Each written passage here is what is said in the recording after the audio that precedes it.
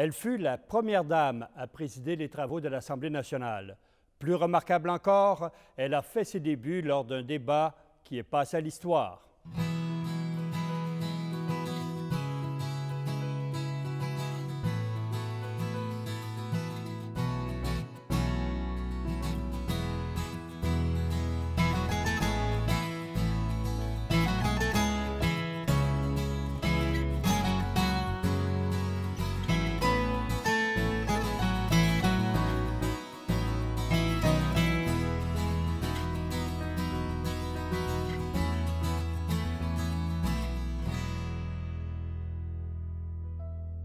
Madame Cuillerrier, bonjour. Madame Cuillerrier, au référendum de 80, est-ce que vous avez participé activement à cette campagne? Oh oui.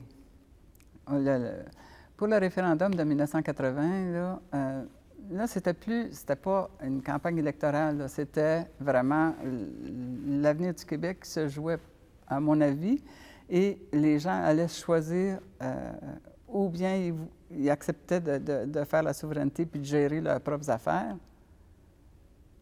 ou bien non. Et à ce moment-là, moi, je suis allée au caucus quand on a délibéré à propos de ça. J'ai fait mon discours à l'Assemblée nationale, ce que je ne faisais pas, à cause de ma fonction.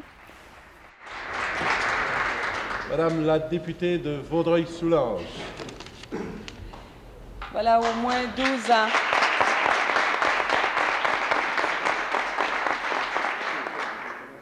Voilà au moins 12 ans, Monsieur le Président, soit depuis mon entrée dans l'action, que j'attends ce moment historique où le peuple québécois aura à se prononcer sur son destin. Les circonstances ont voulu, et j'en suis très heureuse, qu'en ce moment historique, je sois dans le Parlement du peuple québécois, la représentante des 60 000 personnes de la circonscription de Vaudreuil-Soulanges. Les circonstances ont également voulu, et cela je le dis avec tous les tiraillements que l'on puisse imaginer en ce rendez-vous avec l'histoire, que je suis également vice-présidente de l'Assemblée nationale du Québec. Voilà donc qu'en ce jour de rendez-vous, je dois tout concilier en même temps, comme, heureusement, s'est entraînée à le faire une personne de 54 ans, mariée, femme à la maison pendant de nombreuses années, mère de 5 adultes de 20 à 30 ans, grand-mère en plus. C'est donc avant tout la députée de Vaudreuil-Soulanges qui voudrait, en ce moment-ci, communiquer à tous les membres de cette Assemblée la perception qu'a la population de sa circonscription de la question référendaire proposée par le Premier ministre. C'est dans le but de contribuer à valoriser le caractère d'impartialité dont est imprégnée la présidence que je me limite immédiatement dans mes propos et que je m'abstiens de donner en détail les nombreux arguments que je brûlerais d'avancer afin de démontrer tout le bien fondé de la question formulée par le Premier ministre. Les électeurs de Vaudreuil-Soulanges comprendront que leur député mettra dans son « oui », Monsieur le Président, tout l'enthousiasme et toute la conviction que même un discours de 20 minutes ne saurait exprimer adéquatement.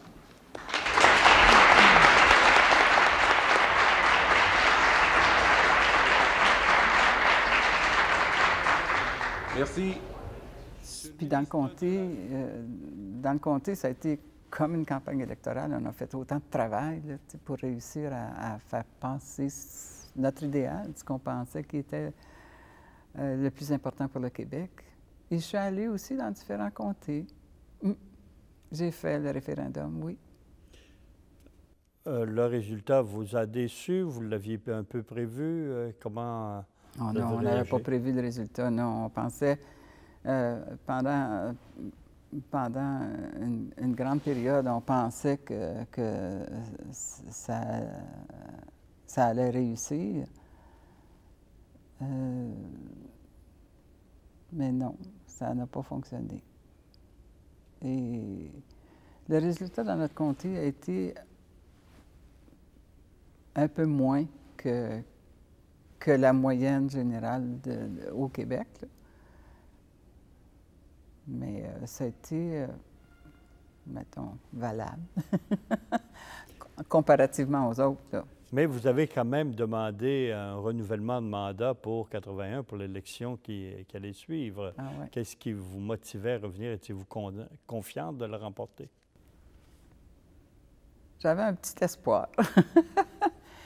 J'avais tellement mis d'énergie à mon travail de député et c'était tellement gratifiant de rencontrer les gens dans le comté aussi, là. Oh oui, j'ai décidé de briguer les suffrages une autre fois. Je savais que ce serait difficile parce que, à cause du fait que quand il y a 10 personnes qui votent, il y en a 4 qui sont des anglophones et qui ne votent pas normalement pour le Parti québécois. Il y en a peut-être quelques-uns, là, mais on ne comptait pas là-dessus, on ne pouvait pas compter là-dessus.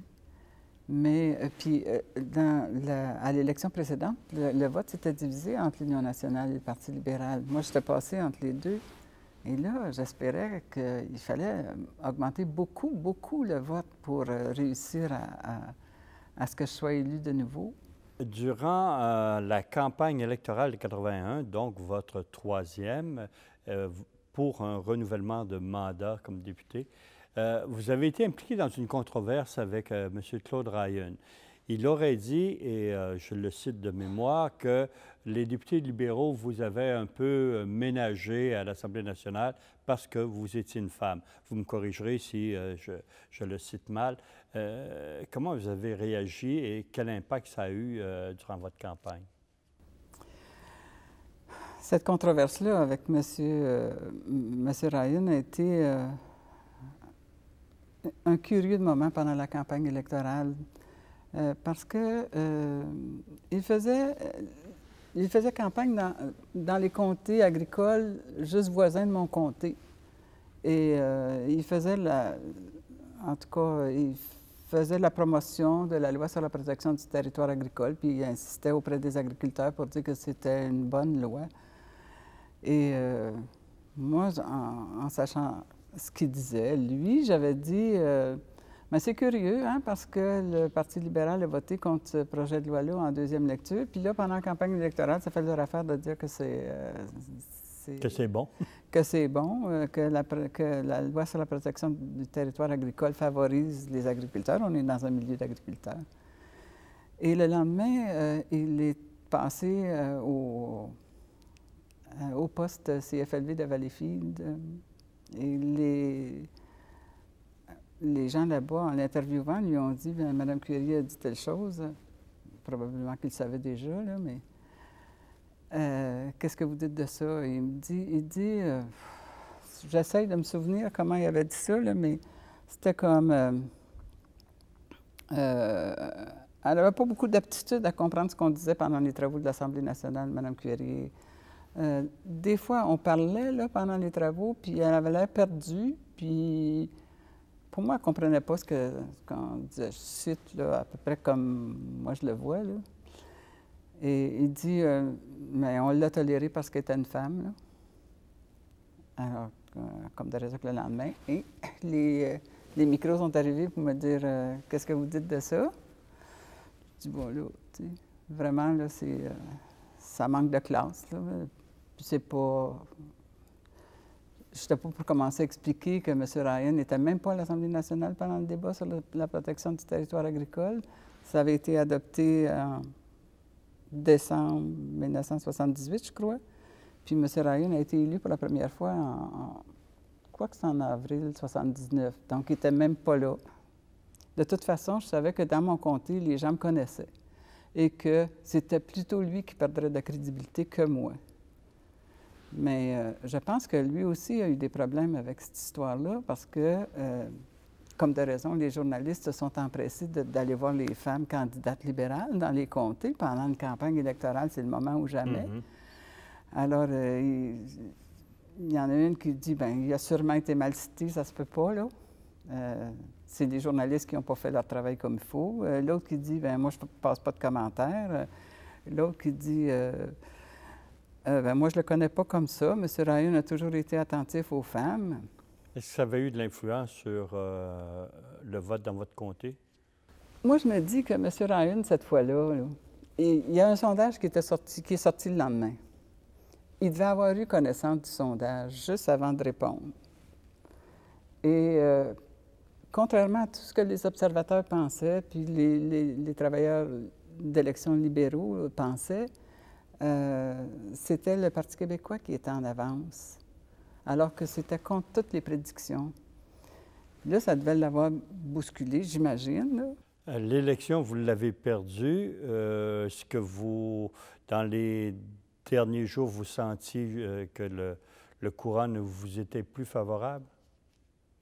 Au contraire. Ah oui? Au contraire. Cette élection-là, je l'ai perdue, mais on avait travaillé bien fort, mais je pense que notre position était bonne dans le comté.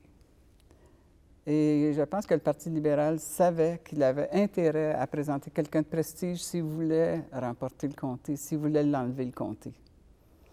Et qui est-ce qu'ils ont présenté? Le vice-président de Power Corporation. Ils ont présenté Daniel Johnson, le fils. Et juste pour vous dire, c'est que pendant la campagne électorale, là, dans les librairies du comté, c'était la biographie de Daniel Johnson père, toute la grandeur de la librairie, de la vitrine. Là. Mais il s'appelait Daniel Johnson, lui aussi. En tout cas, je pense qu'ils ont vraiment mis le paquet. Et le soir des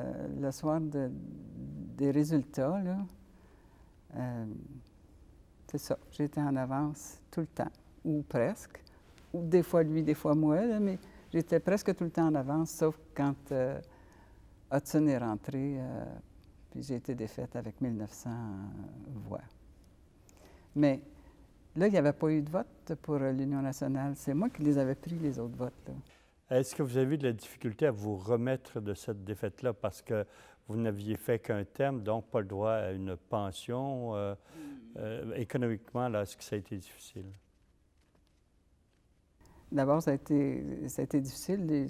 Tout le monde pleurait dans la salle. On a travaillé fort, tout le monde. Puis il y a des liens qui se font entre les gens. C'est gratifiant de faire une campagne électorale avec des gens qui pensent comme vous aussi. Là. Ça a été très difficile. Il y a une chose qui m'a consolée. J'ai su par la suite que chez les francophones, j'avais eu 66 % du vote. Et il n'y avait qu'un comté dans tout le Québec où quelqu'un avait eu plus de vote francophone, c'était dans Duplessis ou... comment il s'appelait donc? M. Perron. M. Perron. M. Perron avait eu 68 % du vote, lui. Mais ça, c'était de nature à me consoler, parce que je me disais, si les gens, ils ont reconnu des choses, en tout cas. Mais je me trouvais dans une situation plutôt difficile, là, parce que moi, je n'avais pas le droit à une pension, parce que j'avais fait qu'un terme.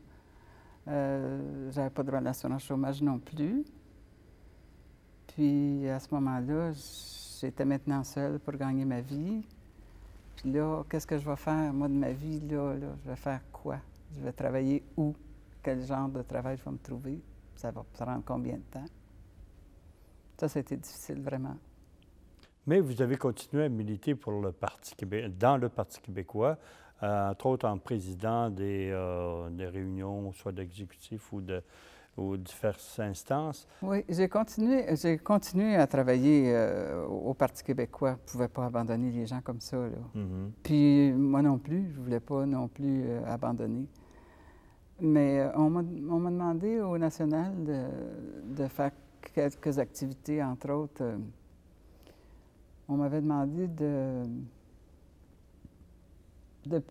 présider le vote pendant un congrès du Parti québécois. C'était le 8e congrès du Parti québécois. C'était à la fin de 81. le parti avait été réélu avec 80 députés là, sur 110. Ça avait un petit peu ramené les esprits. Mais il ne faut pas oublier qu'à ce moment-là, c'était ce 8e congrès du Parti québécois, c'était moins d'un mois après le fameux rapatriement de la Constitution, là, où les 9 provinces s'étaient entendues pour amender et rapatrier la Constitution, mais à l'insu, pendant la nuit, là, à l'insu de M. Lévesque, alors qu'ils étaient favorables à M. Lévesque avant, à M. Lévesque, à la province de Québec. Les gens du Parti québécois qui étaient les délégués, là, on sentait qu'ils étaient ulcérés et qu'ils radicalisaient leur position. Il y avait une résolution du Parti québécois à mettre au programme qui disait qu'on allait enclencher le mouvement de la souveraineté à la majorité des députés et non pas à la majorité du suffrage universel, là. Et qu'il n'était pas question on n'était pas obligé d'offrir l'association ou quoi que ce soit. Et M. Lévesque n'était pas d'accord avec ça. Il a toujours été profondément démocrate. Pour lui, il n'était pas question que ça soit comme ça, que le programme du Parti québécois détermine une chose pareille. Alors, il avait dit, ou bien qu'il refusait complètement ces résolutions-là et qu'il allait démissionner s'il n'y avait rien qui changeait. Ça fait que là, nous, le vote était fini, ça fait que là, j'étais dans la salle. Là, je vois que les gens de l'exécutif là, se sont mis autour de M. Lévesque pour dire « Ne partez pas, voyons donc, ça n'a pas de bon sens. Vous venez d'être élu, là, puis le Parti québécois, c'est nous autres qui étions au pouvoir, là. » C'est que finalement, il avait dit « Bien, je vais réfléchir, là, mais on va faire un référendum à l'intérieur interne, là, pour le parti, pour l'ensemble de tous les membres du parti. » Ce qu'on a appelé le rénérendum. On a appelé ça le rénérendum, c'est ça. C'est à ce moment-là, on m'a demandé de voir au déroulement correct de ce rénérendum. Et tous les gens du parti avaient reçu une lettre où on leur demandait de voter oui ou non, mais à un bloc de trois résolutions possibles. C'était l'enclenchement de la souveraineté se fera, je vous dis ça comme je le pense, là. L'enclenchement de la souveraineté se fera au suffrage universel. Il n'est pas question que ça soit comme l'avait décidé, que ça avait été décidé avant. Il y aura une offre d'association avec le reste du Canada et les institutions des anglophones seront protégées. Les écoles, entre autres, là, continueraient d'avoir les écoles. Et quand on a fini ça a duré une quinzaine de jours à peu près, où on recevait parfois 10 000 lettres par jour. On a reçu 123 000 réponses, plus que 123 000 réponses, et les gens ont voté à 95 % oui à cette façon-là de voir les choses. Donc, ça annulait les résolutions du 8e congrès de décembre. Et il y a eu une suite au congrès en février. Nous, je pense que j'avais fait un rapport comme le 8 février, ou dans le coin en tout cas. Et là, les délégués ont entériné ce que l'ensemble des membres avaient décidé. Et qu'est-ce qui est arrivé de ceux qui avaient adopté la ligne dure à ce moment-là? Il y en a quelques-uns qui ont quitté. Oui? Oui, oui. Il y a des gens... ceux qui étaient vraiment les plus radicaux, oui, il y en a quelques-uns qui ont quitté. Pour revenir à votre après-carrière, vous n'avez pas chômé longtemps parce que l'année suivante à votre élection, en 82, vous avez été nommé commissaire à la commission municipale. Dans quelles circonstances c'est arrivé et est-ce que ça a été une belle carrière à la commission municipale? Oui, j'ai été nommée à la commission municipale plus d'un an après ma défaite, en juin 1982. J'avais dit à M. Lévesque que ça m'intéresserait de travailler dans ce domaine-là, parce que c'est un domaine que je connaissais bien. Et c'est comme ça que j'ai été nommée à la commission municipale. Et j'ai fait un travail que j'ai adoré. J'ai fait... Ça m'amenait à rencontrer beaucoup de gens partout dans le Québec. J'ai eu un peu de frustration, beaucoup de frustration, parce que je trouvais que ça allait de soi que j'arrête de militer au niveau du parti, parce que là, on rencontre des gens de toutes les allégeances politiques, qu'il n'y a pas... Finalement, c'est une question de respect jusqu'à un certain point, de rencontrer des gens qui ne sont pas de même allégeance que vous. Donc, je me suis retirée, j'ai essayé d'être plus neutre, vraiment. Mais c'est considéré des nominations politiques à la commission municipale, en tout cas à cette époque-là, ce qui fait que quand les libéraux ont repris le pouvoir, bien, votre poste était en danger. C'est pas comme ça que ça s'est présenté? Ce qui s'est produit, c'est que une nomination, selon la loi, là, une nomination à la commission municipale, c'était 10 ans. Et c'était ça, la loi. Donc, quand on était nommé, c'était pour 10 ans. Et le Parti libéral a été élu en 1985. Moi, j'ai reçu un avis à la fin de 86 pour me dire qu'au mois de juin, je devrais quitter. Ça allait faire 5 ans au mois de juin. J'avais une collègue avocate qui était membre de la commission, elle aussi, qui m'avait dit, c'était Odette Lapalme, la fille de Georges-Émile Lapalme, là, qui m'avait dit, c'est contestable cette décision-là. Et moi, je trouvais aussi qu'il fallait contester. Mais je trouve que, après, quand j'y pensais, je me disais, tu sais, une fille toute seule qui se bat contre un gouvernement, tu n'as pas grand chance de faire ça. Sauf que elle m'avait recommandé de demander à Jean Keble de me représenter. Et quand la décision de la Cour supérieure est sortie, le juge Rioux avait défini c'était quoi l'ordre public et que si la loi c'est 10 ans, dans ce cas-là en tout cas, si la loi c'est 10 ans, le gouvernement ne peut pas passer par-dessus sa loi. Ou bien il change la loi, ou bien il l'applique telle qu'elle est. Et il disait que je pouvais rester en poste. Ce qui s'est produit, j'ai fait. Les autres 5 ans, je les ai faits. Sauf que moi, j'étais un mois, là, avec de la misère à dormir, monsieur. Parce que j'étais un mois où j'avais beaucoup de difficultés à dormir parce que j'avais peur que le gouvernement aille en appel. Puis s'il allait en appel, moi, je n'avais pas les sous, là. J'en avais pas de sous pour payer ça, là.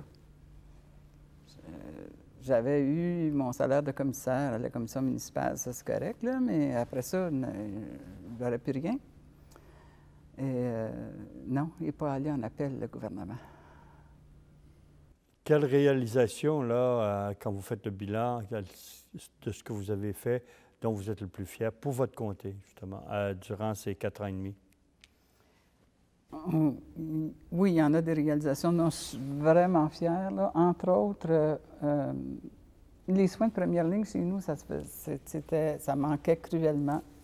Et on a réussi à avoir le premier CLSC qui a été établi à Dorion, et à présent, qui a maintenant des annexes à Rigaud et à Saint-Polycarpe.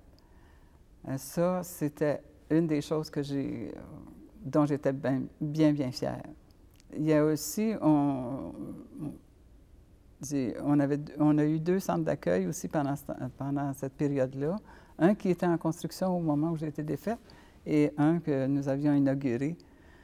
Et ce sont les centres d'accueil qui sont devenus à présent là, des CHSLD, là, des soins de longue hospitaliers de soins de longue durée. Ça aussi, j'étais bien contente de ça. Il y a une petite entreprise à Dorion, entre autres, là, qui allait fermer ses portes et qu'on a soutenue. Puis dans cette petite entreprise-là, il y avait beaucoup de femmes qui travaillaient, puis elles travaillaient pas loin de chez elles. C'est que là, si elles perdaient leur travail, où auraient-elles été travaillées? Ça aussi, on avait soutenu ça. J'étais bien contente de ça. Et les endives? Ah, les endives, on commençait à diversifier la production agricole. Et à un moment donné, les endives, je me souviens plus si c'était un prêt ou une subvention que le producteur avait reçu. Et ça fonctionne toujours. C'est une entreprise qui produit des endives à Saint-Clet. Et le ministre Garon était venu pour l'inauguration. Tout le monde mangeait ses endives, là, comme ça, sans... Il n'y avait pas de trempette, là. On mangeait des endives comme ça. Et par la suite, les agriculteurs, souvent, quand je les rencontrais, ils me disaient « Ouais, là, puis notre gros ministre, lui, qu'est-ce qu'il pense de ça, là? Telle chose. » Mais il l'avait déjà vu, là. Et quand vous réfléchissez à votre carrière politique, tout ce que vous avez fait, vos ambitions, vos réalisations, qu'est-ce que vous souhaitez qu'on retienne de votre contribution en politique? Qu'est-ce qu'on doit retenir? Que ça m'a pris toute une vie pour... dans le milieu culturel dans lequel j'ai été élevée, ça m'a pris toute une vie à devenir complètement autonome et à savoir que ça pouvait arriver. Et j'espère qu'on va se souvenir aussi que j'ai aidé à faire pas mal de petits pas aux femmes pour que on puisse un jour avoir l'égalité entre les hommes et les femmes aussi, là. Quoi d'autre? Que les plus petites tâches sont aussi importantes que les grandes actions d'éclat. Et que si ces petites tâches-là ne sont pas faites, les grandes actions ne peuvent pas se faire non plus. Ben, c'est une bonne conclusion. Je vous remercie beaucoup, Mme Clérier. C'est moi qui vous remercie.